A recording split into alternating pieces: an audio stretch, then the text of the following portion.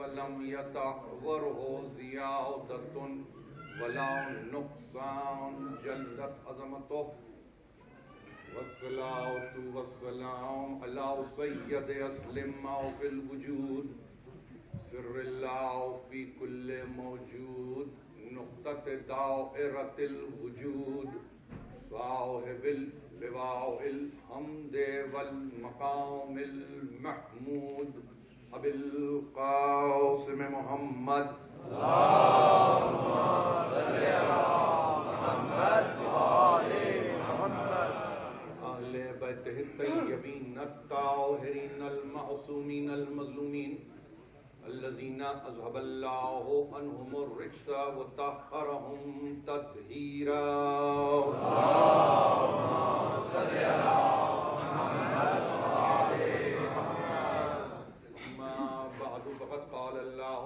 سبحانه وتعالى في محكم كتابه الحكيم لم تروا أن الله سخر لكم ما في السماوات وما في الأرض وأسبغ عليكم نعمه ظاهرة وباطنة ومن الناس من يجادل في الله بغير علم ولا هدى ولا كتاب منير صلوات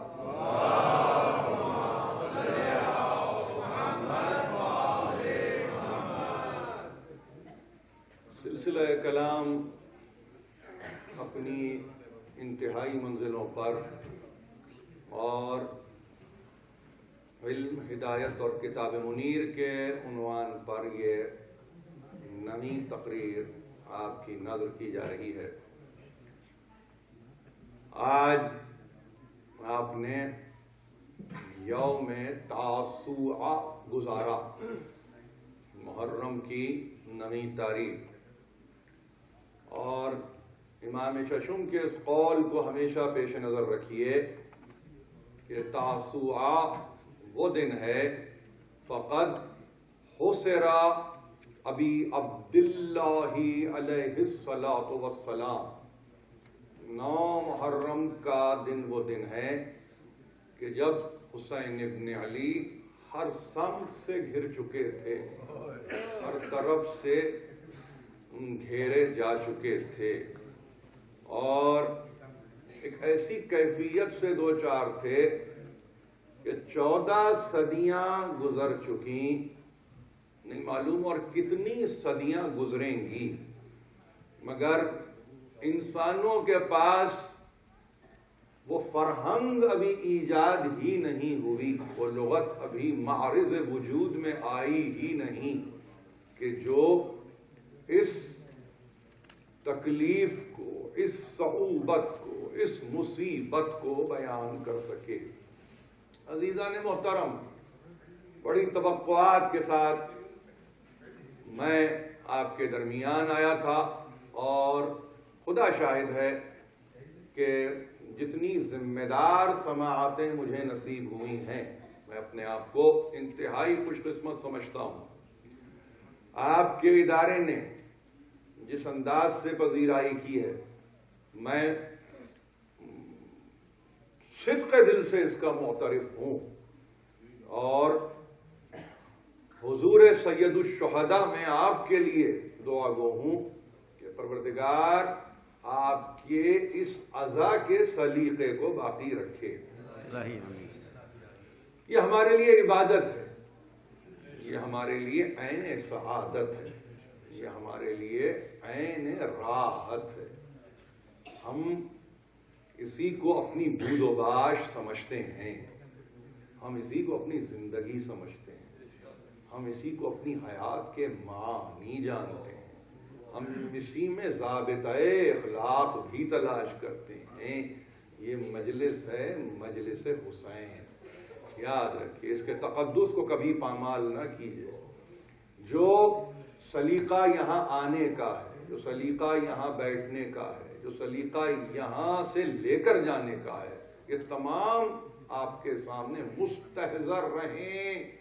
میں نے ابھی سنا ڈاکٹر نوید نے کہا، اور ظاہر ہے کہ بجا کہا، کہ ہمارے وہ احباب جو ہمارے براہ راست مسلک سے وابستہ نہیں ہیں، وہ یہاں پر تشریف لا رہے ہیں۔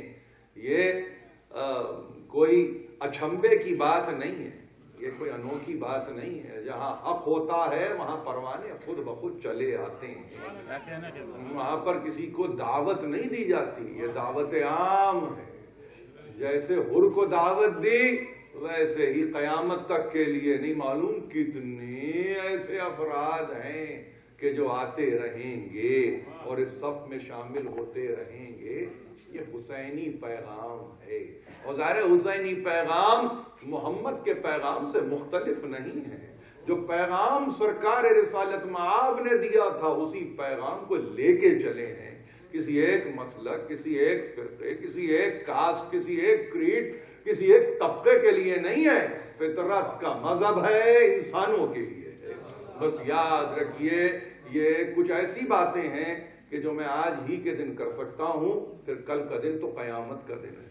اور ظاہر ہے کہ آج شام سے، رات سے، بلکہ جو برنامہ آپ نے آج صبح سے شروع کیا ہے اس کو تو مسلسل ہونا ہے شام غریبہ تک۔ اور ظاہر ہے کہ آپ سے بہتر کون جانتا ہے، مگر میں خاص طور پر اس موقع سے ذرا سا مجھے فائدہ اٹھانے دیجئے، اور میں چاہتا ہوں کہ میں کچھ باتیں آپ سے کروں۔ پہلی بات تو یہ کہ میں بہت متاثر ہوا ہوں یہاں کے والنٹیئرز سے، اور ان والنٹیئرز نے مجھے اپنے وطن کی یاد دلائی ہے کہ جہاں پر اس موسم میں جو تغیر پذیر رہا، جو تبدیل ہوتا رہا، کبھی ہم نے شدید سردی کو دیکھا، کبھی ہم نے برف باری کو دیکھا، مگر عجیب بات آپ سے عرض کروں کہ میں جب بھی آتا تھا میں نے دیکھا ہے کچھ بچے ہیں، کچھ نوجوان ہیں جنہوں نے گاڑی کے فلیشرز آن کیے ہوئے ہیں، اور انہوں نے گویا یہ انتظام اپنے ذمے لے رکھا تھا کہ ہم آنے والوں کی ہدایت کا سامان بنیں گے۔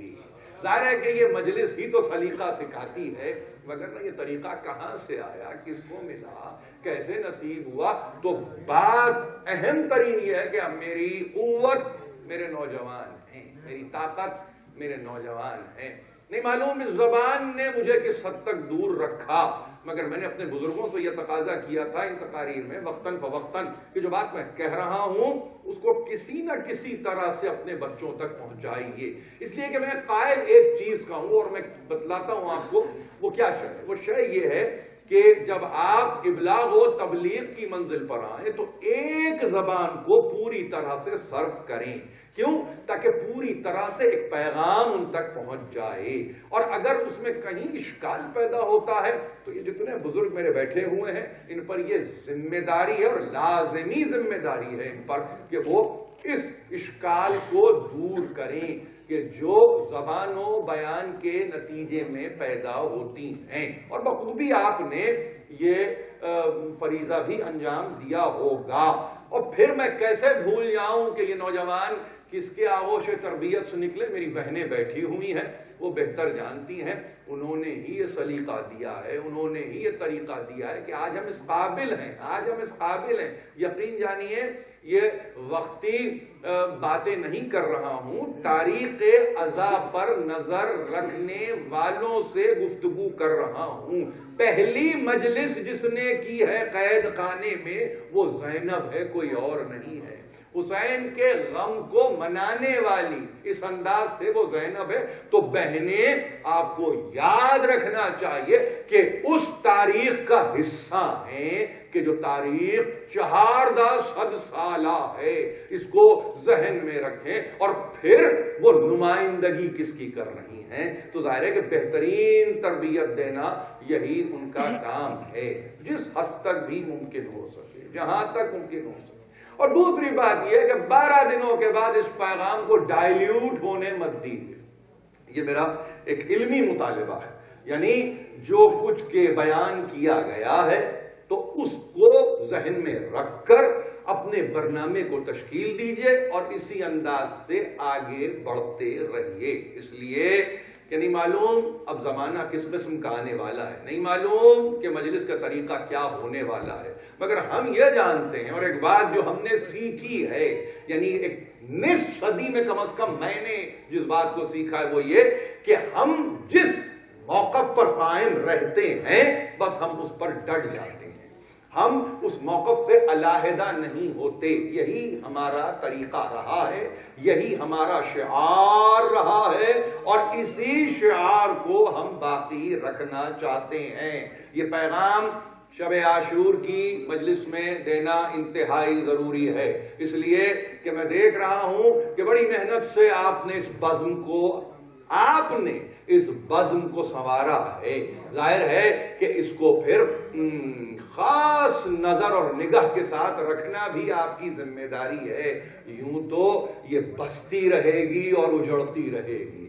جہاں اس گھرانے کی خوشی آئے گی یہ بزم پھر بس جائے گی, لیکن جہاں مصائب آئیں گے تو یہ آپ کو اجڑتی ہوئی محسوس ہوگی. کیا کہا میں نے؟ کل عاشور کا دن ہے, یہی مقام ہوگا, یہی مقام ہوگا, اور یہی مکان ہوگا, اور یہی مکین ہوں گے, مگر کیفیت دل کی کیا ہوگی وہ آپ بہتر جانتے ہیں. ایسے جیسے کوئی گھر اجڑ گیا, ایسے جیسے کوئی گھر تباہ ہو گیا. یہ کیفیت ہے, یہ واردات قلبی ہیں جو ہم پر گزرتی ہیں, ہم سے بہتر کوئی اور نہیں جانتا. تو خوشی ہو کہ غم ہم بس انہی کے ساتھ ہیں کہ جن کے ساتھ ہم نے اپنے آپ کو 1400 سالوں سے پایا ہے. اور یہ وحدت فکر اس لیے بھی تھی کہ ہم نے کہیں بھی کسی غیر پر بھروسہ نہیں کیا. بس میری تقریر یہاں سے میں شروع کر رہا ہوں. ہم نے کبھی بھی کسی غیر فکر پہ بھروسہ نہیں کیا, ہم نے فکر قرآن پہ بھروسہ کیا. لانے والا کون تھا؟ انا ارسلناکا شاہدا ومبشرا ونذیرا وداعیا الی اللہ باذنہ وسراجا منیرا. بھیجا اس کو, بھیجا جو شاہد تھا, بھیجا اس کو کہ جو گواہ تھا. اب دنیا کا امت پہ گواہ تھا تو وہی تھا, تخلیق کائنات پہ گواہ تھا تو وہی تھا, آدم و عالم پہ گواہ تھا تو وہی تھا, تکوین کے مراحل پہ گواہ تھا تو وہی گواہ تھا. یہ اس کی گواہی تھی کہ جو پسند آئی اس کو, کہ جس نے اسے مصطفیٰ بنا لیا تھا, جس نے اسے چن لیا تھا, جس نے اسے پسند کر لیا تھا, جس نے اسے اپنی مرضی کا نمائندہ بنا لیا تھا. یہ کوئی اور نہیں تھا. اور اس کے بعد کہا کہ وہی شاہد ہے, وہی مبشر ہے, وہ کہ جو نیک اعمال کرتے ہیں ان کو ریوارڈ بھی دینے والا. اس اعتبار سے کہ خوشخبری اس نے دے دی تو گویا ریوارڈ مل گیا. اب خدا کی حکومت میں محمد کی طاقت آپ ملاحظہ فرمائیں, محمد کی قدرت کو ملاحظہ فرمائیں. وہ مبشر ہے, جس کو اس نے بشارت دی جنت اس کی ہو گئی. اب فیصلہ کہاں ہے, کون سا میدان ہے, کون سا مقام ہے, ذرا اس پر نظر تو ڈالنے کی کوشش کیجئے. ہم نے تمہیں بھیجا ہے اے حبیب شاہد بنا کر, مبشر بنا کر, نذیر بنا کر. وہ جو غلط افعال و اعمال مبتلا ہیں ان کو ہم نے بھیجا ہے. ظاہر تمہیں بھیجا ہے کیا کہہ کر کہ تم ان کے لیے نذیر ہو, ڈرانے والے ہو. یعنی معلوم یہ ہوا کہ ایک مسند ہے بشارت کی, وہی مسند پر بیٹھا ہے جو نظارت بھی دے رہا ہے, جو وہ بتلا رہا ہے دیکھو یہ نہ کرو. اور اس کے بعد داعیا الی اللہ باذنہ, وہی ہے جو دعوت دینے والا ہے, معلن ہے بالحق, وہ ہے حق پر اعلان کرنے والا. اور اس طرح سے کہ وہ اپنی مرضی سے نہیں بلاتا, الی اللہ باذنہ, جب تک کہ اذن نہ ملے اس وقت تک دعوت نہیں دیتا. وہ معزون ہے, یعنی اللہ کا اذن لیے ہوئے ہے, خدا کے اذن کا حامل ہے. یہ کلمہ غیر معمولی کلمہ ہے. اذن فقط حکم کا مطلب نہیں ہے, اذن سے مراد فقط تعمیل حکم نہیں ہے, اذن اختیار ہے, اذن وہ تصرف ہے کہ جو محمد کا ہے عالم پر, آدم پر. داعیا الی اللہ باذنہ وسراجا منیرا. وہ کون ہے؟ وہ ہدایت کا وہ روشن چراغ ہے جو نیر ہے, جو تاباں ہے, جو فروزاں ہے, جس کی کیفیت یہ کہ وہ بجھنے والا چراغ نہیں ہے, وہ قیامت تک کے لیے جلنے والا چراغ ہے. روشنی ہی میں راستہ ملتا ہے، تاریکی میں راستہ نہیں ملتا. روشنی ہی میں ہدایت کا سامان ہے، ظلمات میں ہدایت نہیں ہوتی. وہ فطرتاً تابع ہیں، وہ فطرتاً درخشاں ہیں. جو فطرتاً تابع و درخشاں ہو تو آپ کا کیا خیال ہے اس کی اولاد کے بارے میں؟ کیا وہ نیر نہیں ہوں گے؟ کیا وہ فروزہ نہیں ہوں گے؟ کیا وہ اس طرح سے نہیں ہوں گے کہ جہاں وہ خود شمع ہدایت بن رہے ہوں؟ یہ گھرانہ غیر معمولی گھرانہ ہے. عزیزان محترم، ایسے کو دے کر بھیجا کہ جو ہمیشہ کا چراغ بن گیا، جس کے لیے کوئی دوسرا لفظ نہیں ہے. سراج منیر کہا ہے، سراج منیر کہا ہے. تو پھر یاد رکھیے کہ وہ غیر معمولی طبیعت کا انسان ہوگا. وہ ہم جیسا نہیں ہوگا، وہ آپ جیسا نہیں ہوگا، وہ امت جیسا نہیں ہوگا، بلکہ اس کی صلاحیتوں کا ہم اندازہ ہی نہیں کر سکتے. وَكَذَلِكَ أَوْحَيْنَا إِلَيْكَ رُوحًا مِّنْ أَمْرِنَا. سورہ شورى کلام مجید کا 42واں سورہ ہے. اعلان ہو رہا ہے جیسے کہ ہم نے ارسال رسل کیا ہے اور ہم نے جس طرح سے وحی کو مختلف انداز سے بھیجا ہے مرسلین کے پاس، ویسے ہی وَكَذَلِكَ أَوْحَيْنَا إِلَيْكَ، ویسے ہی ہم نے تمہاری طرف بھی وحی کو بھیجا ہے. کذالک اوحینا الیک روحا من امرنا. یہ فقرہ یاد رکھیں، روحا من امرنا، ہمارے امر کی روح کو تم تک پہنچایا ہے. عجیب بات ہے، حیرانی ہے دنیا کو. یہ کیا اصطلاح ہے، یہ کیا جزو آیت ہے جو سمجھ میں نہیں آتی. روح امر محمد کو دے دیا، روح امر محمد کو دے دیا، امر کی ایسنس کا حامل محمد کو قرار دے دیا. اب اس کے بعد تعبد کی منزل ہوگی یا شرک کی منزل ہوگی؟ عبادت کرنے کو اور بھی چاہے گا یا محمد کو بھی شریک سمجھو گے؟ کیا فکر ہو رہی ہے مسلمانوں کی؟ ذرا سا اس پہ غور کرنے کی ضرورت ہے. یعنی اگر محمد پہچانا جائے تو محسوس یہ ہو کہ پھر اولین و آخرین میں پھر کوئی اور ہے نہیں جو اس کو پہچانے، پہلے اس کو، تو پھر وہ سمجھ میں آئے. اور اگر سمجھ میں پیدا کرنے والا نہیں آ رہا ہے، میری بات کو میرے نوجوان سنیں، آپ کی نگاہوں میں سب تازہ فلسفے موجود ہیں. اگر سمجھ میں نہیں آ رہا ہے وہ، تو یہ سمجھیے کہ محمد سمجھ میں نہیں آ رہے ہیں. بس اس فقرے کو یاد رکھیں گے. اگر اس کی معرفت نہیں ہو رہی ہے بوجود، تو سمجھیے کہ خرابی سسٹم کی ہے. اور سسٹم کا مطلب کیا ہوا کہ ایک تعلق باطن جو محمد عربی سے بننا چاہیے وہ نہیں بن پا رہا ہے. محمد کو سمجھنا ہے. کیوں؟ اس لیے کہ اس کے امر کی روح کا حامل ہے. اس کے بعد اور کیا جملہ ادا کیا جا سکتا ہے سمجھانے کے لیے؟ اوحینا الیک روحا من امرنا. روحا من امرنا 6500 آیتیں ہیں قرآن مجید میں. کسی نبی اور کسی رسول کے لیے یہ اصطلاح نہیں ہے، محمد کے لیے ہے. یعنی جو توحید خالص کا خلاصہ ہو جائے وہ ہے محمد. کذالک اوحینا الیک روحا من امرنا. آپ معلوم ہے زندگیاں صرف ہو گئی روحا من امرنا پر. ہمارے امر کی روح تجھے بنایا، ہمارے امر کی روح. اب آپ سطح ہی نظر ڈالیں اور سماوات و عرض تک محدود کر لیں جو کہ لامتناہی ہیں، اس میں بھی محمد اس فقرے کے بعد محدود نظر آ رہا ہے. اس لیے کہ روح امر لامتناہی ہے.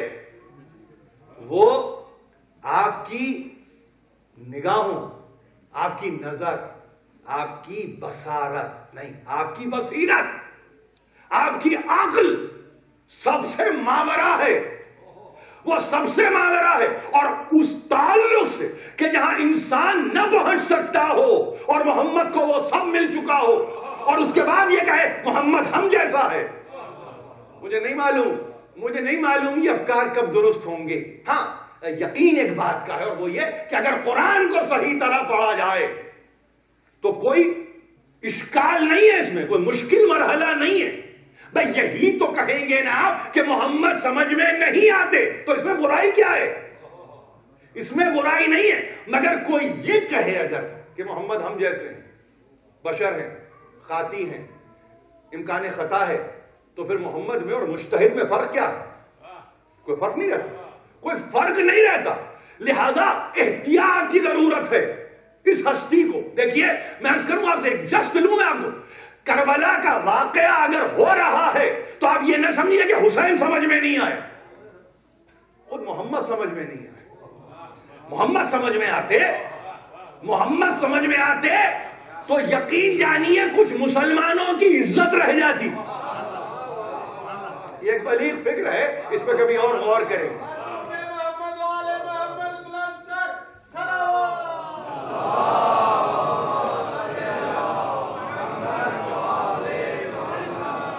آپ سمجھ رہے ہیں؟ ظاہر سی بات ہے، اس میں زیادہ فلسفہ نہیں ہے. کہیں کسی کو سمجھنے میں کمی رہی تو ایسا ہوا. بھئی دیکھیے نا، اللہ کو سمجھنے میں کمی ہوئی تو شیطان نے سجدہ نہیں کیا. کمی ہے نا، فعل پورا ہے، فعل صحیح ہے کہ غلط پورا ہے. اور ایسا بھی نہیں ہے تعبد پہ مبنی ہے، خالق تو ہے، سجدہ کیوں کس کو کروں. لیکن اس نے حکم کو حکم نہ جانا، حکم کو حکم جاننا بھی تو عبادت ہے. یعنی آپ نے 5 وقت نماز، آپ نے کہا عبادت. آپ نے کہا 2.5% زکوٰۃ، آپ نے کہا وہ عبادت. آپ نے کہا یہ 5واں حصہ مال کا، آپ نے کہا خمس عبادت. آپ نے کہا وہ در و دیوار کے چکر لگانا عبادت. آپ نے کہا وہ دوڑنا، تو آپ نے کہا وہ صفا و مروہ کے درمیان عبادت. آپ نے تو مظاہر کو لیا، کانکریٹ کیا، عبادت سمجھنے لگے. لیکن حکم کو بھی تو عبادت سمجھتے نا، حکم کو بھی تو عبادت سمجھتے. اگر وہ کہہ رہا ہے ہما امامان، یہ دونوں امام ہیں، قائمن او قائدہ، ان میں کوئی کھڑا ہو جائے تو امام، بیٹھ جائے تو امام، حکم ہے.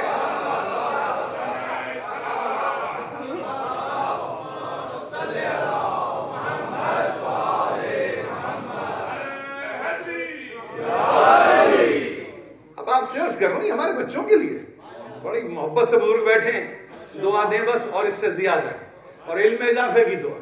تو وہاں یہ ایک فکر چلی کہ بھائی عبادت نہیں، حکم. اگر شرب خمر کا حکم ہے نا تو وہ عبادت ہے.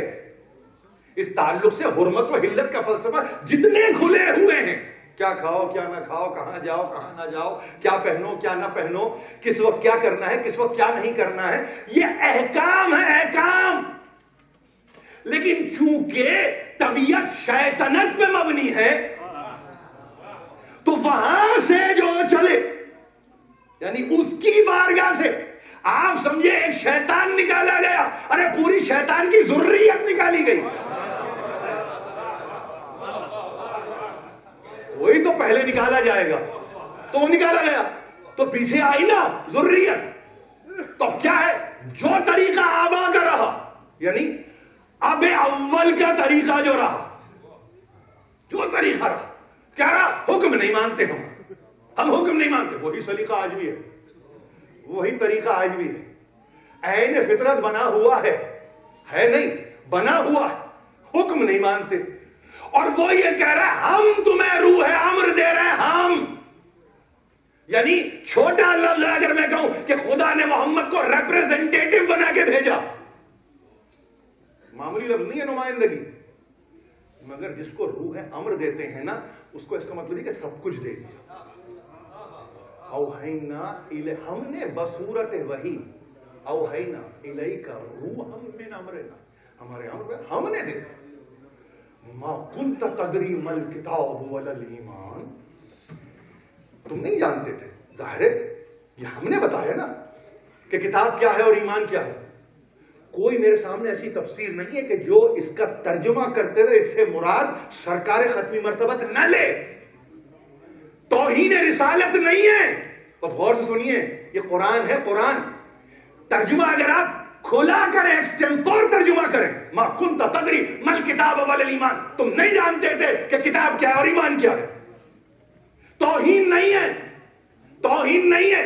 روح امر دے چکا ہے، روح امر دے چکا ہے. خالق کلام ہے، یہ تو طے ہے نا، کلام کا خالق ہے نا، تو دے چکا ہے روح امر. اس کے بعد اگر یہ کہے کہ تم نہیں جانتے تھے کہ کتاب کیا ہے اور ایمان کیا ہے، مگر اب دیکھیے فقرہ مکمل کہاں سے ہوگی آیت.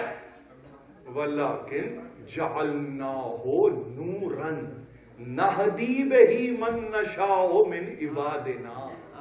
مگر ہم نے اسے بنایا نور، ہم نے اسے بنایا نور. نہدی بہی، ہم ہدایت کرتے ہیں جسے ہم چاہیں. کن میں؟ اپنے بندوں میں. کتنی چیزیں اپنی طرف لے لی. ہدایت بھی ہماری طرف سے، منشا بھی ہمارا، ارادہ بھی ہمارا، اختیار بھی ہمارا. نہدی بہی من نشاء من عباد، بندے بھی میرے. اور اس کے بعد یہ نہیں کہ فقط یہاں کہہ کے رک گئے، بلکہ کہا انک لتہدی الی صراط مستقیم. بے شک تو ہی ہے وہ کہ جو انہیں صراط مستقیم کی طرف لے جاتا ہے. آپ سمجھے؟ مجسم کرنے کی معبود کو ضرورت نہیں ہے. اگر اس نے کہیں اپنی طرف کچھ باتیں کر لی اور ذمہ داریاں لے لی، فقط اس لیے کہ محمد کے اختیار کو جانو. اور غور سے سنیے میری بات کو. یعنی کبھی کبھی آیتوں میں اگر یہ انداز آ جائے تو گھبرانے کی ضرورت نہیں ہے. فوری طور پہ سرکار رسالت مآب کے تعلق سے بشریت اور جامع بشریت کا تذکرہ کرنے کی ضرورت نہیں ہے.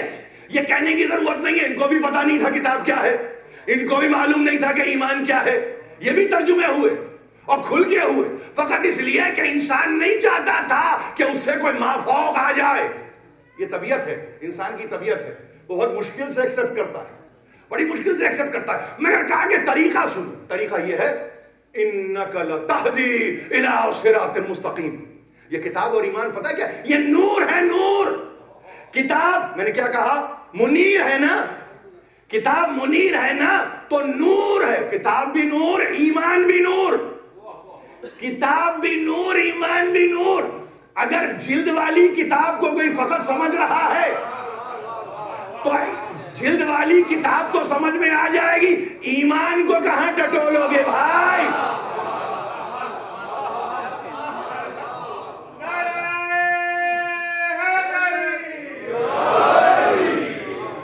آپ سمجھ رہے ہیں؟ جعلناہ نورا نہدی بہ من نشاء من عبادنا انک لتہدی الی صراط مستقیم. تم ہی ہو جو صراط مستقیم کی ہدایت کرتے ہو، تم ہی تو ہو.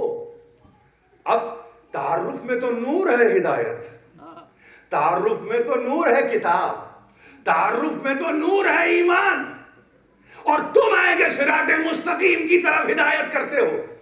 کس کا راستہ؟ صراط اللہ الذی لہ ملک السماوات والارض. وہ کس کا راستہ ہے؟ آسمانوں زمین کے پیدا کرنے والے کا، جس کے دست قدرت میں سب ہے. ملک سماوات و ارض، راستہ اسی کا رہے گا. مسلمانوں گھبرانے کی ضرورت نہیں ہے، گھبرانے کی ضرورت نہیں ہے. محمد شرک نہیں کرتا. اصول ہے، اصول ہے. وَسُبْحَانَ اللَّهِ وَمَا أَنَا مِنَ الْمُشْرِكِينَ. سورہ یوسف میں کہا پاک پروردگار کی ذات ہے، میں مشرکین میں سے نہیں ہوں. میں راستہ بتا رہا ہوں، راستے پہ لے جا رہا ہوں، راستے کی ہدایت کر رہا ہوں، منزل سے قریب کر رہا ہوں، پہنچا بھی دوں گا، شافع بھی بن جاؤں گا، شفیع مذنبین بھی بن جاؤں گا، مگر مشرک نہیں ہوں. یہ لمٹ دیکھیے آپ.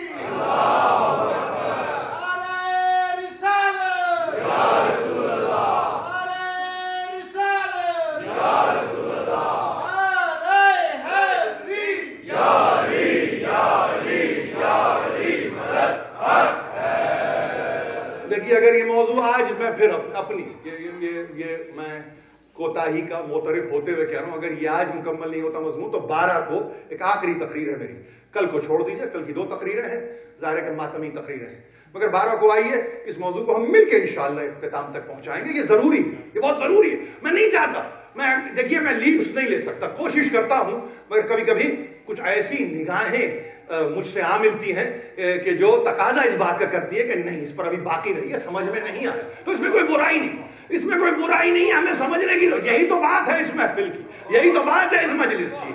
ہمارے پاس خالی کی عبادتیں نہیں ہوتی، خالی کی عبادتیں ہم نہیں کرتے، ہم اطمینان سے کرتے ہیں، ٹھہر ٹھہر کے کرتے ہیں، رک رک کے کرتے ہیں، جلد بازی سے ہم کام نہیں لیتے. ہمیں نہیں پتا قرآن کی آیتیں ہیں، ظاہر ٹھہر کے ہمیں پڑھنا ہوگا. اسی لیے میں نے عرض کیا آپ سے کہ پروردگار علی اعلیٰ نے وہ پورا اختیار دے دیا اپنے بندہ خاص کو، اور ذہن سازی کی ان کی کہ جو یہ سمجھتے تھے کہ یہ مل جائے تو شاید یہ شرک ہے، یہ مل جاتا ہے تو پھر شرک ہو جاتا ہے، یہ کہیں مل گیا تو شرک ہو گیا. تو سب کچھ دیا، روح امر دے دی، مگر شریک نہیں ہوں میں شریک نہیں ہوں، مجھ سے بڑا موحد کوئی نہیں ہے.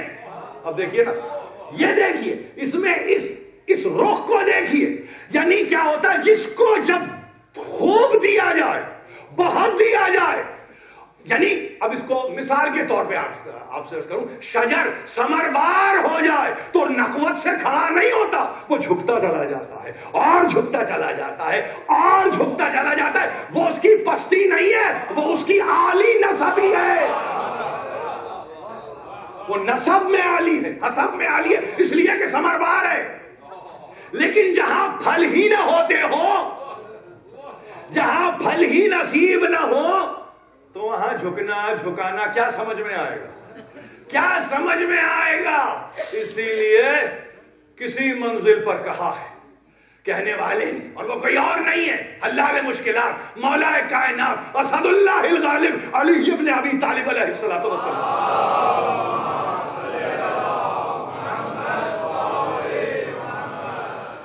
کہ بے اختیار کہا کہ سنو، یہ وہ ہستی ہے کہ جس کے پھل ثمرتن لا تنال.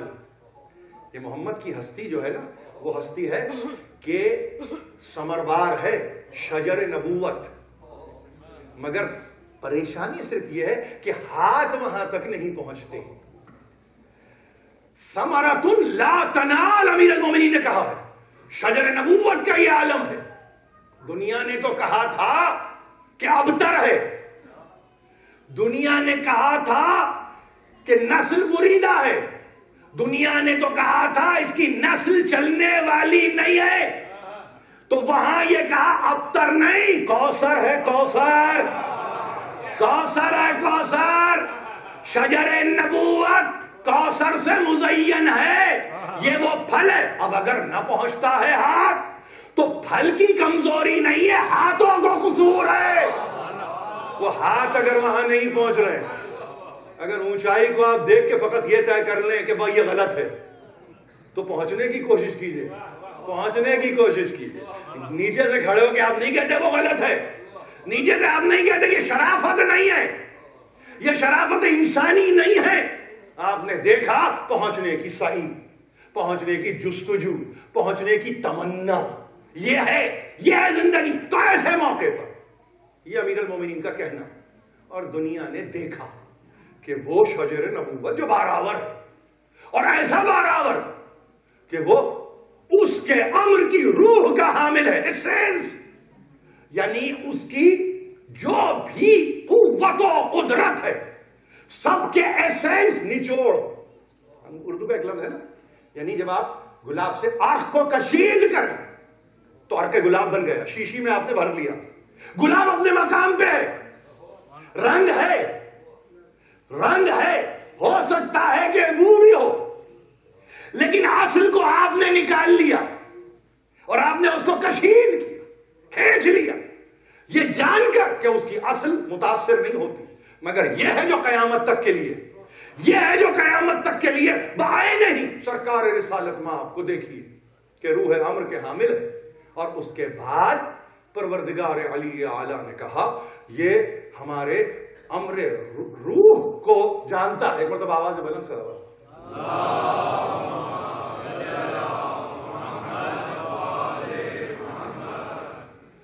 ہمارے امر کی روح سے واقف ہے. اور اس کا کیا عالم ہے؟ اس کا عالم یہ ہے کہ یہ صراط مستقیم کی طرف ہدایت کرتا ہے. یہ ہدایت کرتا ہے, خود سے انسان نہیں جاتا. اسی لیے شاید کے ساتھ کہہ رہا ہوں, اسی لیے شاید سورہ فاتحہ ہی میں یہ طریقہ بتا دیا.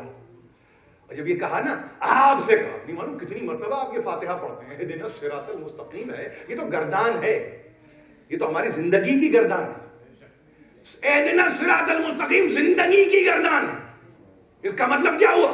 اس کا مطلب یہ ہوا کہ انسان یقیناً طبیعتاً فطرتاً محتاج ہدایت ہے, اور اس احتیاج ہدایت کے لیے ایسے ہی سرگرداں نہیں چھوڑ دیتا, بلکہ صراط مستقیم کے ساتھ ہی یہ کہا صراط الذین انعمت علیہم غیر المغضوب علیہم ولا الضالین. جس طرح سے بھی ادا کریں آپ, جس طرح سے بھی آپ اس آیت کو تمام کریں, آپ کا اپنا سلیقہ ہے, مگر یہ بتایا کہ دیکھو ہم جب صراط مستقیم کے تعلق سے گفتگو کریں گے تو کسی ایسی راہ کو نہیں دکھلائیں گے کہ جس پر کبھی کوئی چلا ہی نہ ہو. ہم ایسا راستہ بتائیں گے کہ جس پر کچھ نفوس چل چکے ہو اور اس کی نعمتوں سے بہرہ مند ہو چکے ہو, اس کی نعمتوں کی تحصیل کر چکے ہو, اس کے غضب کا شکار کبھی نہ ہوئے ہو, گمراہ کبھی نہ رہے ہو. تو اہدنا الصراط المستقیم فقط تمنا نہیں ہے, خواہش نہیں ہے, دولت یقین ہے جو فاتحہ میں موجود ہے. ہم کو دکھا بھی, ہم کو ثابت قدم رکھ بھی, آدھی بات ہو جائے گی, آدھی بات ہو جائے گی. ہمیشہ کا مارا ہوا انسان ہمیشہ تک کے لیے مارا پھرتا رہے گا. یہ مشیت نہیں ہے, یہ مشیت نہیں ہے. اب جب فاتحہ میں یہ سلیقہ دیا, میری تقریر کو سنیے, مجھے معلوم ہے 9 محرم ہے, شب عاشور ہے, آپ تذکرہ کچھ اور سننا چاہتے ہیں, ظاہر ہے اسی کا تتمہ تو بنے گا. نعمت کمال پہ پہنچ رہی ہے, نعمت کمال پہ پہنچ رہی ہے. کربلا اس اتمام نعمت کا نام ہے کہ جو فاتحہ سے شروع ہے. اب دنیا یہ کہے کہ بس دعا کرنا ہے, دعا کے سوا کچھ اور نہیں کرنا ہے. ان میں وہ بھی ہیں جو دعا کو لازم نہیں جانتے, ان میں وہ بھی مسالک ہیں کہ جو دعا پر یقین نہیں رکھتے. اس پر یہ بھی کچھ ایسے بھی موجود ہیں جو کہتے ہیں دعا مانگنا نہیں چاہیے, دعا کسی سے مانگی نہ جائے. بھائی نہ مانگے, آپ نہ مانگے یا مانگے, مگر سلیقہ جو دیا ہے اہدنا کی کوئی بھی تعریف کر لو. اہدنا میں یہ کہو کہ پروردگار ہدایت کر, راستہ دکھا, یا مجھ جیسا طالب علم یہ کہے کہ ثابت قدم رکھ. یہ 3 ترجمے آ رہے ہیں, کس میں؟ اہدنا میں. مگر ذرا سی آیت آگے بڑھے گی تو معنی معین ہو جائیں گے, معنی معین ہو جائیں گے. اہدنا میں معنی غیر معین کر دو, مگر صراط الذین میں معنی معین ہے. یہ نہیں کہہ سکتے کہ آپ وہاں بھی معنی غیر معین ہے. انعمت علیہم معین ہے, غیر المغضوب معین ہے, ضالین معین ہے. وہاں آپ کے پاس گنجائش نہیں ہے. تو عقل کا تقاضا کیا ہے؟ عقل کا تقاضا یہ ہے کہ جب راستے کو نسبت دے دی گئی تو انہی نسبتوں کو تو سمجھنے کی ضرورت ہے نا, انہی نسبتوں کا حوالہ دینے کی ضرورت ہے نا, انہی نسبتوں کا واسطہ دینے کی ضرورت ہے نا, انہی نسبتوں کو ذریعہ سمجھنے کی ضرورت ہے نا. اگر انسان ذرا سی عقل استعمال کرے تو اس میں دیکھیے کوئی ذاتی چپخلش نہیں ہے. میں کون سا تیار بیٹھا ہوں یہ کہنے کے لیے کہ یہ راستہ علی کا راستہ ہے؟ میں کون سا تیار بیٹھا ہوں یہ کہنے کے لیے یہ راستہ علی کا راستہ ہے؟ میں تو اس سے سوا کہنا چاہتا ہوں, اور وہ سوا یہ ہے کہ محمد نے یہ نہیں کہا صراط مستقیم. کون کیا کہا؟ یا علی انت صراط المستقیم و میزان الاعمال, تو ہی سیدھا راستہ ہے اور تو ہی ترازو ہے جس میں اعمال تولے جائیں گے.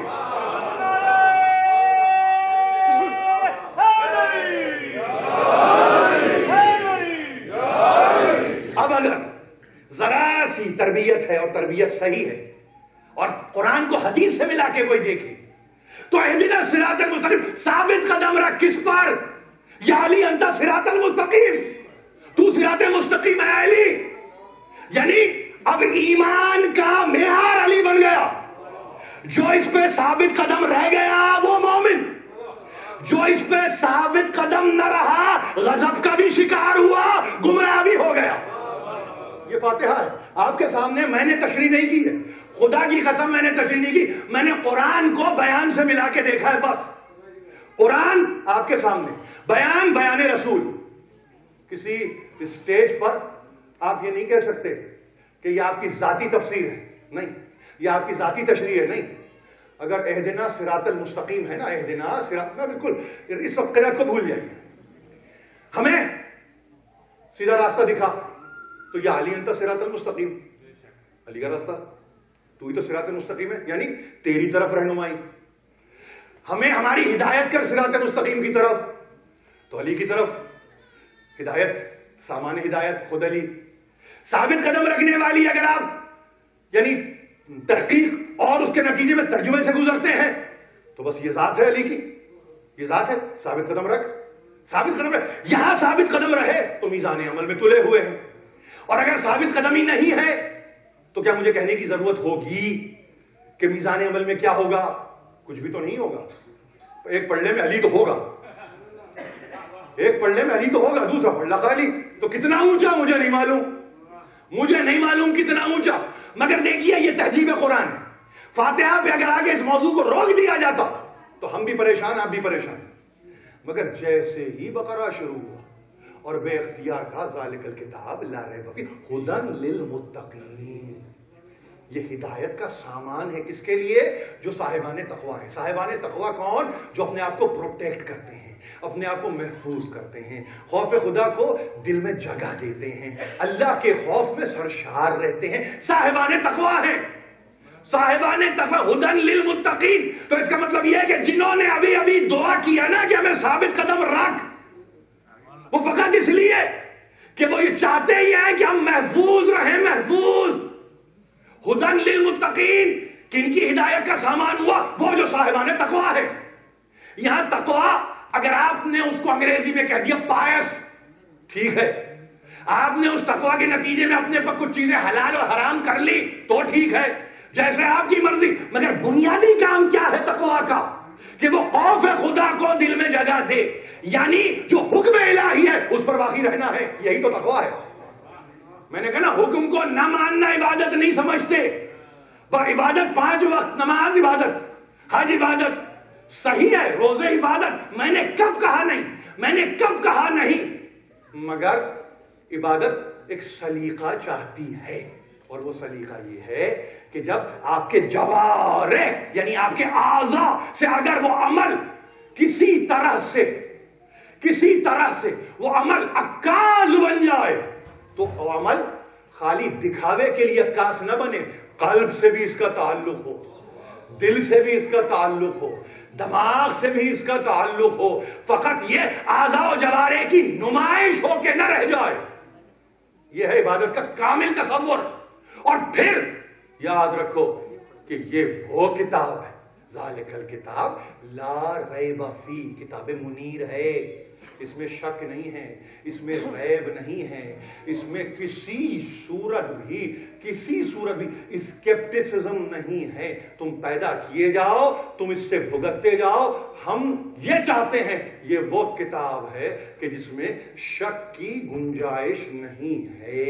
قیامت کا دن ہوگا، سرکار رسالت میں آپ کھڑے ہوں گے اور یہ فریاد کر رہے ہوں گے، ان قوم اتخذوا ھذا القرآن مہجورا.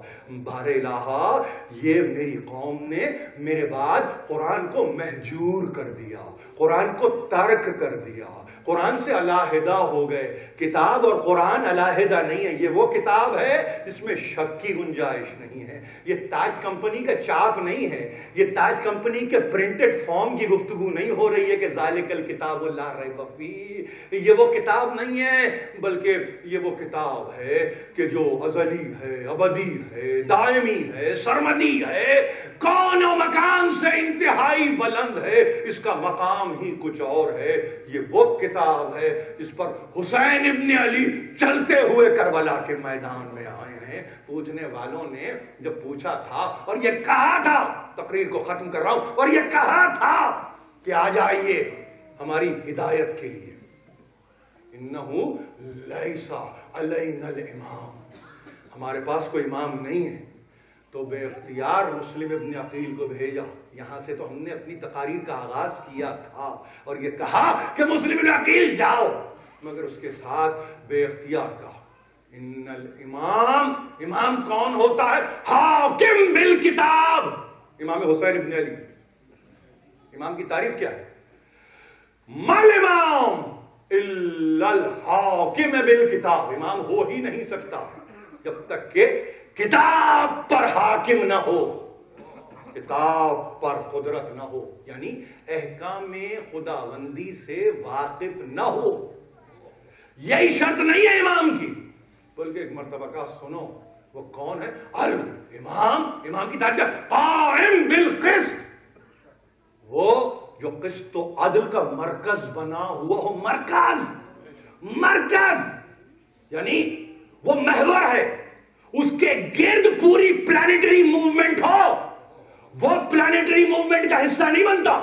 اور غور سے سنیے، وہ سیارگان کی طرح گھومنے والا نہیں ہے، وہ درمیان میں محور بنا ہوا ہے. جو سیار و ثوابت مدور ہونا چاہیں وہ اس کے اطراف ہوں، وہ اس کے اطراف گھومیں، وہ اس کے صدقہ ہوں، وہ اس کی ذات کے پھیرے لیں. اس لیے کہ قائم بالقسط، وہ عدل پر قائم ہے، یعنی عین عدل ہوتا ہے وہ.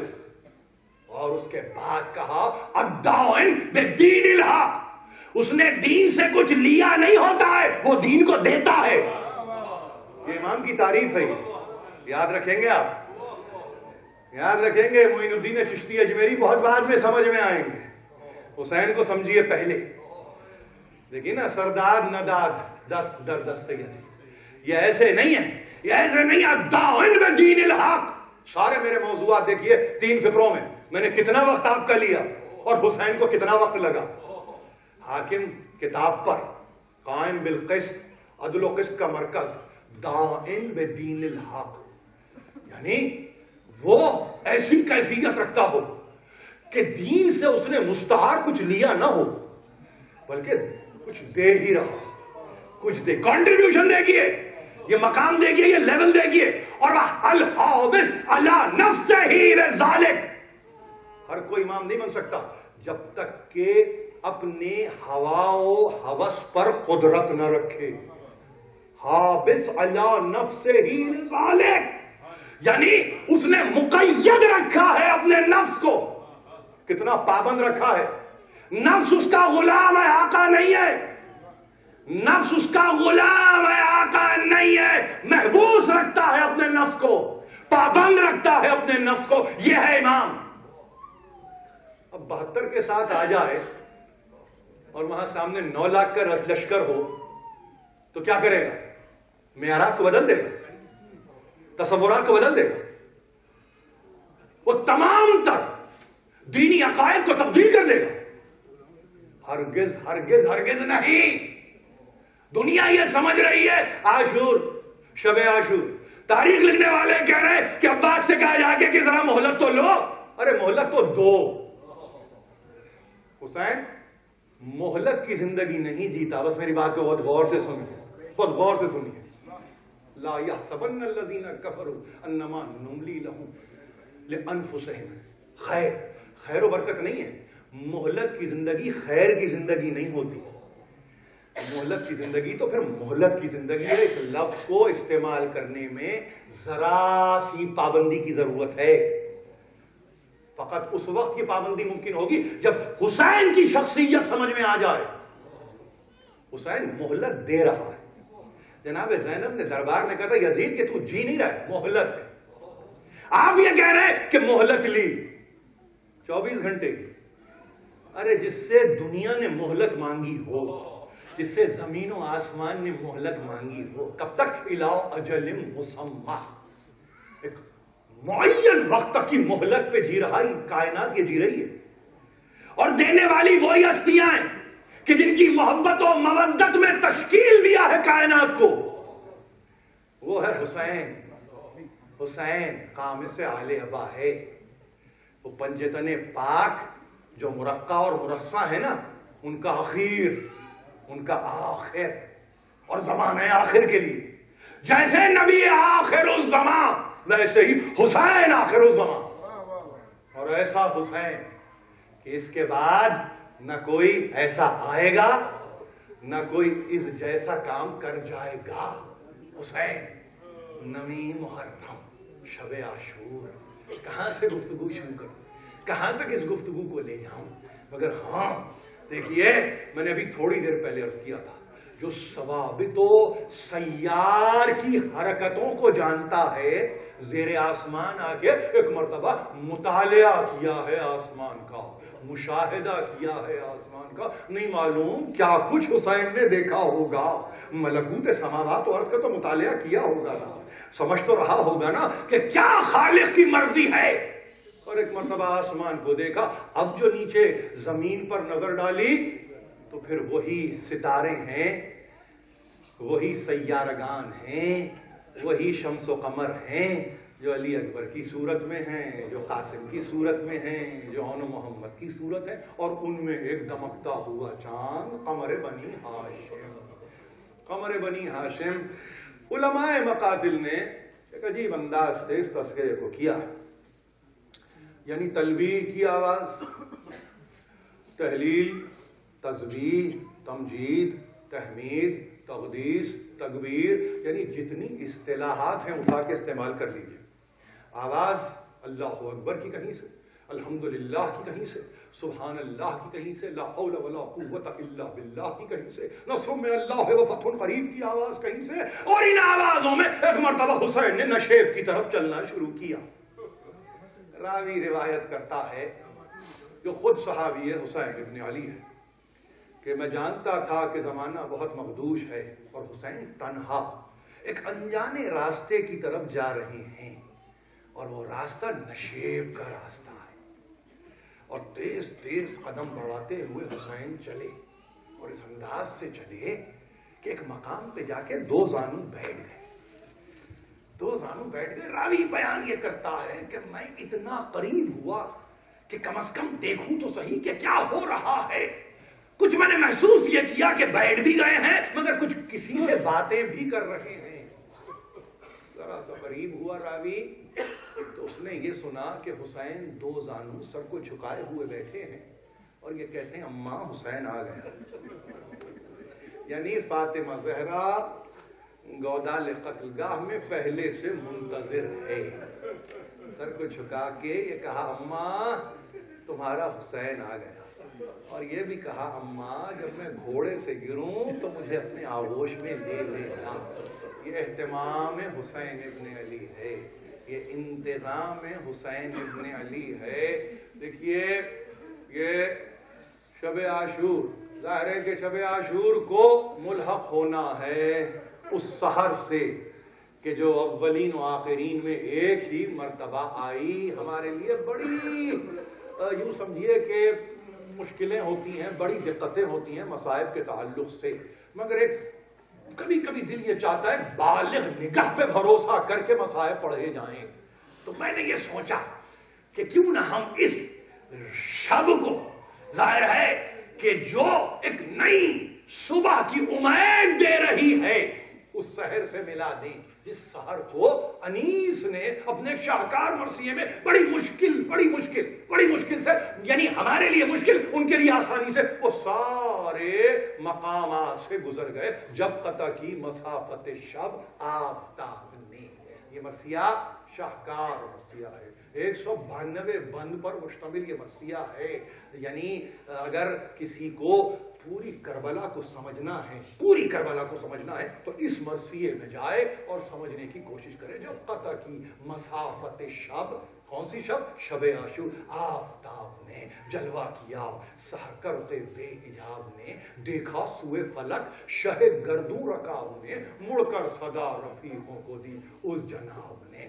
آخر ہے رات حمد و ثنائے خدا کرو، اٹھو فریضہ سحری کو ادا کرو۔ ہاں غازیو، یہ دن ہے جدال و قتال کا، یا خون بہے گا آج محمد کی آل کا، چہرہ خوشی سے سرخ ہے زہرا کے لال کا، گزری شب فراق یہ دن آیا وصال کا۔ ہم وہ ہیں غم کریں گے ملک جن کے واسطے، ارے راتیں تڑپ کے کاٹی ہیں اس دن کے واسطے، راتیں تڑپ کے کاٹی اس دن کے واسطے۔ یہ صبح ہے وہ صبح مبارک ہے جس کی شام، یا سے ہوا جو کوچ تو ہے خلد میں مقام، کوثر پہ آبرو سے پہنچ جائیں تشنکام، لکھے خدا نماز گزاروں میں سب کے نام، سب ہیں وحید عصر یہ غل 400 اٹھے، دنیا سے جو شہید اٹھے سرخ روح اٹھے۔ اور اس کے بعد انیس نے آگے کی طرف اپنے سفر کو بڑھایا، یہ سنتے بستروں سے اٹھے وہ خدا شناس، ایک ایک نے زیب جسم کیا فاقرہ لباس، شان محاسنوں پہ کسے سب نے بے حراس، باندھے امامے آئے امام زمان کے پاس، باندھے امامے آئے امام زمان کے پاس، رنگی ابائیں دوش پہ کمرے کسے ہوئے، مشکو زبادو عطر میں کپڑے بسے ہوئے ساونت۔ اب دیکھئے صاحب، ساونت بردبار فلک مرتبت دلیر، عالی منش صبا میں سلیمہ وغا میں شیر، گردان دہر ان کی زبردستیوں سے کے زیر، فاقے میں 3 دن کے مگر زندگی سے سیر، فاقے میں 3 دن کے مگر زندگی سے سیر۔ دنیا کو ہیچ پوچھ سراپا سمجھتے تھے، دریا دلی سے بحر کو قطرہ سمجھتے تھے، کانٹوں میں ایک طرف تھے ریاض نبی کے پھول، خوشبو سے جن کے پل تھا جنگل کا عرض و طول، دنیا کی زیب زینت کاشانہ بطول، وہ باغ تھا لگا گئے تھے خود جسے رسول، ماہ ازا کے عشرہ اول میں لٹ گیا وہ باغ، باغیوں کے ہاتھوں سے جنگل میں کٹ گئے، خیمے سے نکلے۔ اب دیکھیے میں تیزی سے آگے بڑھ رہا ہوں، یہ معلوم ہے کس کی شہادت مجھے پڑھنی ہے اور آپ کیا سننا چاہتے ہیں، مگر تمہید کو سنیے۔ خیمے سے نکلے شہ کے عزیزان خوش خصال، جن میں کئی تھے حضرت خیر النساء کے لال، قاسم سا گل بدن، علی اکبر سا خوش جمال، اگجا عقیلو جعفرو مسلم کے نو نحال، سب کے رخوں پہ نور سپہر بری کا تھا، 18 آفتابوں کا غنچہ زمین پہ تھا۔ ناگاہ چرخ پر خط ابیض ہوا آیا۔ اب دیکھیے صبح ہوئی ہے، صبح عاشور، آج شب عاشور میں آپ ہیں، صبح عاشور منتظر ہے آپ کی، ناگاہ چرخ پر خط ابیض ہوا آیا، تشریف جانماز پہ لائے شہ زماں، سجادے بچ گئے عقب شاہ انس و جاں، صوت حسن سے اکبر مہرون دی ازاں۔ یہاں تک مجھے آنا تھا، یہاں تک مجھے آنا تھا، صوت حسن سے، حسن ابن علی، بہت یاد رکھنے کی بات ہے، تاریخ آدمیت میں، تاریخ عالمیت میں 3 ایسی ہستیاں گزری ہیں جن کے متعلق کہا گیا کہ ایک دوسرے کی شبیہ ہیں، شبیہ ہم شکل ہیں۔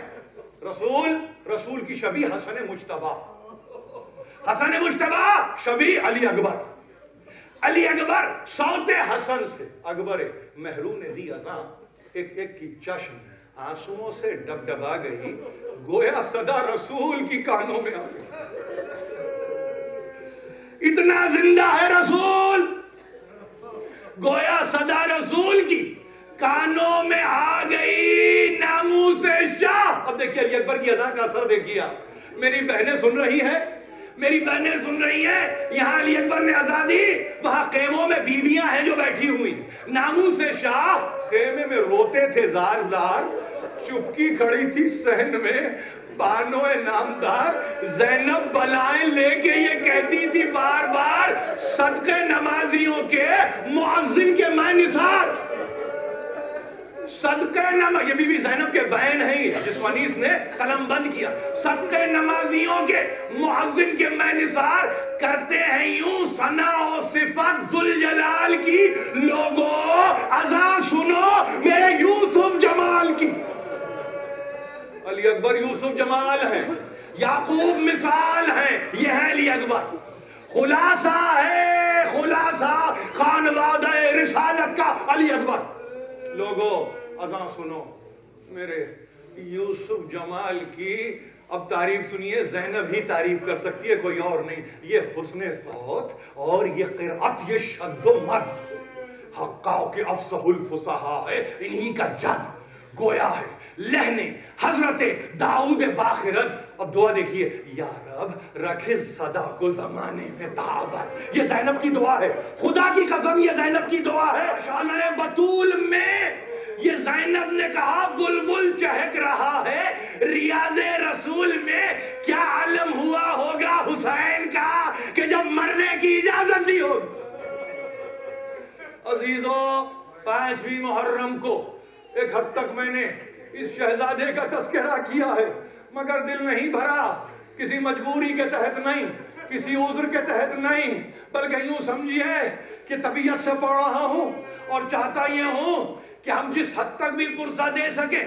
نہیں معلوم پھر کب زندگی ہمیں موقع دے کہ ہم یہ ذکر کریں. میں نے تو سنا ہے اپنے بزرگوں سے کہ جب علی اصغر علی اکبر کا آپ تذکرہ کرتے ہیں نا تو حسین کو بہت محبوب ہوتا ہے وہ تذکرہ.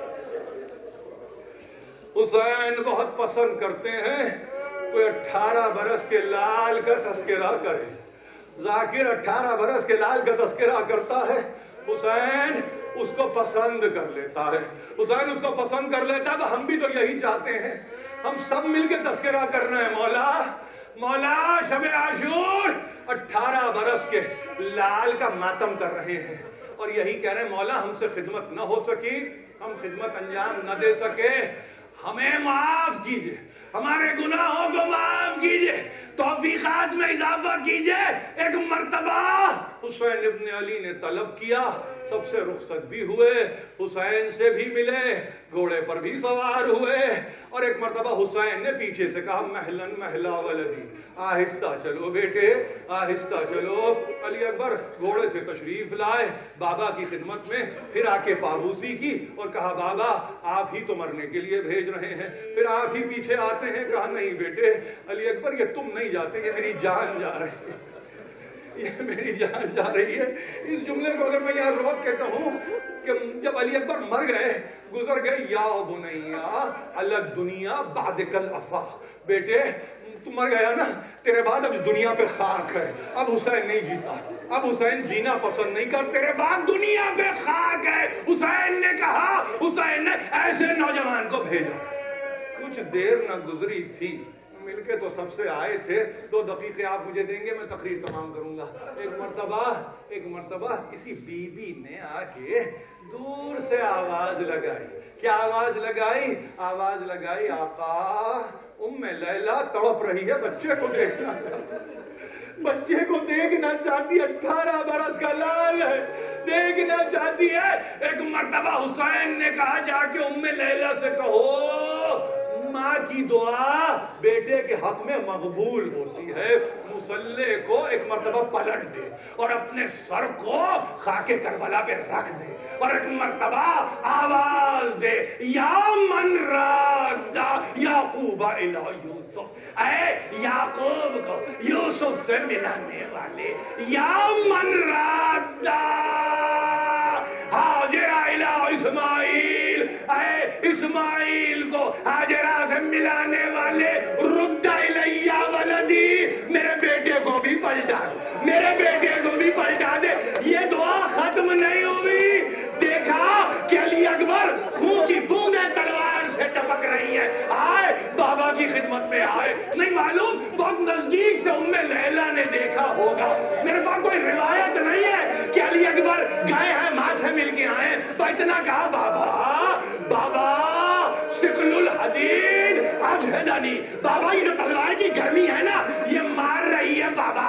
بابا اگر تھوڑا سا پانی مل جاتا اس لشکر کو میں بھگا دیتا. ایک مرتبہ کلیجے سے لگایا کہا آؤ علی اکبر نزدیک آؤ.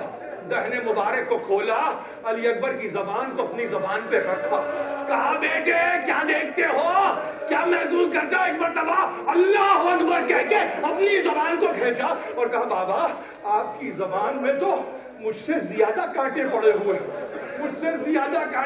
ہوئے ہیں. بس بابا خدا حافظ. آخری مرتبہ خدا حافظ کر کے چلے. حسین کا دل علی اکبر ہے, حسین کی جان علی اکبر ہے. بس اتنا اہتمام کیا ہے. دیکھیے مقاتل سب آپ کے سامنے کھلے ہوئے ہیں. اہتمام کیا ہے, پشت فرس پہ بس کھڑے ہو گئے. بیٹے کو دیکھا یمین و یسار پہ جا رہا ہے, قلب اور مونے پہ حملہ کرتے جا رہا ہے, اور ایک مرتبہ کہتے جا رہا ہے دیکھو کس کا پوتا ہوں, دیکھو کس کا بیٹا ہوں, دیکھو میں کون ہوں. آنے واحد میں نہیں معلوم سینکڑوں کو واصل جہنم کیا. اور یہ کہتے ہوئے آگے بڑھتے رہے. ایک مرتبہ ایک آواز آئی, اور ایک عجیب آواز تھی. وہ ایک عجیب آواز تھی. آواز آئی یا ابتا ادرکنی, بابا میری مدد کرو, بابا میری مدد کرو, بابا میری مدد کرو. مقاتل میں لکھا ہے اور بھی تھے جنہوں نے کہا ہم بھی چلے. کہا نہیں, یہ امتحان ہے حسین کا. بوڑھا باپ آج جوان کا لاشا اٹھائے گا. عمر سعد نے پورے لشکر والوں سے کہا اولین و آخرین میں یہ منظر کسی نے نہیں دیکھا ہے. آج ہم دیکھنا چاہتے ہیں کہ حسین 18 برس کے بیٹے کا جنازہ کیسے اٹھاتا ہے. سبوں نے لجام کو کھینچا. حسین نے ایک مرتبہ بس آواز دی, علی اکبر کو, علی اکبر پکارو بیٹے پکارو. نظر نہیں آتا, نظر نہیں آتا. ایک مرتبہ اور پکارو, ایک مرتبہ اور پکارو. پکارتے چلے. ادھر ایک مرتبہ دیکھا, دور سے دیکھا تو دور سے دیکھا. کیا دیکھا؟ دیکھی عجیب حالت فرزند نوجوان. پیکا گلے میں, منہ سے تھی نکلی ہوئی زبان, تن پر تبرو تیرو جراحت کے تھے نشان, گردن تھی کج پھری ہوئی آنکھوں کی پتلیاں, ٹاپوں سے مرکبوں کے جراحت پھٹے ہوئے, منہ زر تھا خاک میں گیسو اٹے ہوئے. ایک مرتبہ اب جو دیکھا تو بے اختیار گھوڑا سے جست لگائی ہے. حسین گھٹنوں کے بل چلتے ہوئے علی اکبر کے جنازے پہ پہنچ رہے ہیں. ادھر علی اکبر ہچکی کے ساتھ کہتے ہیں وہاں کر کے چشمے تر, اے جان جس میں زار میں ایک اور دم ٹہر, اے درد سمجھ ذرا کہ پھٹا جاتا ہے جگر, اے موت بے وطن کی جوانی پہ رحم کر. پھر ایک بار سید والا کو دیکھ لوں, ارے مہلت بس اتنی دے کہ میں بابا کو دیکھ لوں. علی اکبر باپ کے لیے تڑپ رہے. ایک مرتبہ حسین علی اکبر کے لاشے پہ آئے, رخسار کو اٹھایا, اپنے رخسار سے لگایا. ایک مرتبہ کہ علی اکبر حمید ابن مسلم بیان کرتا ہے, خدا کی قسم میں نے دیکھا کہ جب علی اکبر کی آواز بلند ہوئی, زینب پردہ الٹ کے